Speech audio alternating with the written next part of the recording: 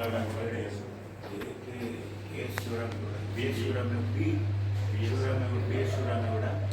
ಮತ್ತು ನಮ್ಮ ಪಟೇಲ್ ಸಿದ್ದರಾಜು ಇವೆಲ್ಲ ನಮ್ಮೂರಿನ ಯಜಮಾನರು. ಸುಮಾರು ಒಂದು 700-800 ವರ್ಷಗಳ ಹಿಂದಿನ ಒಂದು ದೇವಸ್ಥಾನ ಇದೆ, ತುಂಬ ಶಿಥಿಲಾಗಿತ್ತು.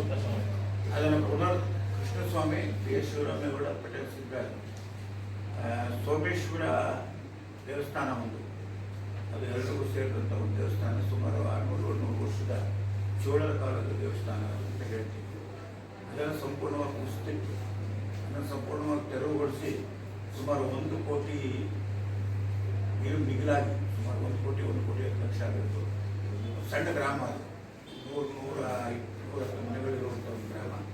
ಇಡೀ ಊರಿನ ಜನತೆ, ಸ್ನೇಹಿತರು, ಅದರ ಭಕ್ತರು ಎಲ್ಲರೂ ಕೂಡ ಸಹಕಾರ ನೀಡುತ್ತಿದ್ದ ಇವತ್ತು ಅದ್ಭುತವಾಗಿ ಒಂದು ದೇವಸ್ಥಾನ ಆಗಿದೆ. ಅದಕ್ಕೆ ಅದೆಲ್ಲ ಸುತ್ತ ಪಾರ್ಕಿಂಗ್ ಮಾಡಿತ್ತು. ಅದನ್ನು ನಾಳೆ ವಿದ್ಯುಕ್ತವಾಗಿ ನಾಡಿದ್ದು ಉದ್ಘಾಟನೆ ಮಾಡ್ತಾ ಇದ್ದಾರೆ. ಪ್ರಮುಖವಾಗಿ ನಮ್ಮ ರವಿಕುಮಾರ್ ಗಣಿಗ ಅವರು ಅಧ್ಯಕ್ಷತೆ ವಹಿಸ್ತಾರೆ, ಚಲರಾಯ ಸ್ವಾಮಿ ಅವರು ಬರ್ತಾರೆ, ಕುಮಾರಸ್ವಾಮಿ ಅವರನ್ನು ಕರೆದಿದ್ದೀವಿ.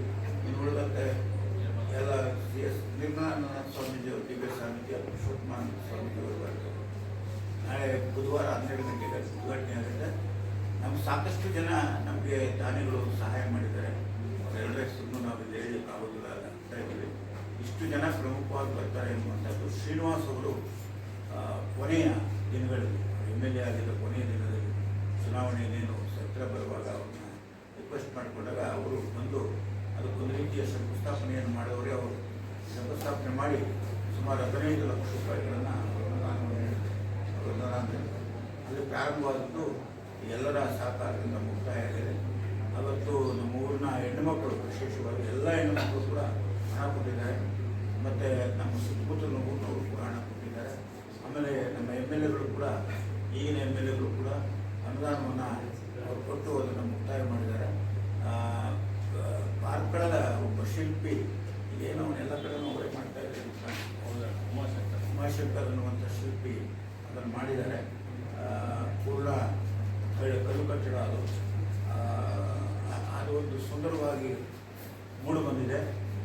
ಬಹಳ ದಿವಸಗಳ ಕನಸೋದು, ನಮ್ಮ ಇಡೀ ದೇವಸ್ಥಾನದ ಊರಿನವ್ರ ಕನಸೋದು. ಒಂದೇ ಇದ್ದಂಥ ದೇವಸ್ಥಾನ ಸೋಮೇಶ್ವರ ದೇವಸ್ಥಾನ, ಅದನ್ನು ಮುಗಿಸಿದ್ದೀವಿ. ಇವೆಲ್ಲರ ಸಹಕಾರ ಮತ್ತು ಶ್ರಮದಿಂದ ಆ ದೇವಸ್ಥಾನ ಆಯಿತು ಅನ್ನೋದೇ ನನಗೆ ವೈಯಕ್ತಿಕವಾಗಿ ಸಂತೋಷವನ್ನು ತಂದುಕೊಟ್ಟಿದೆ.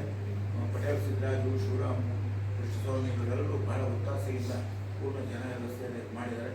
ಅದನ್ನು ದಯಮಾಡಿ ಒಂದು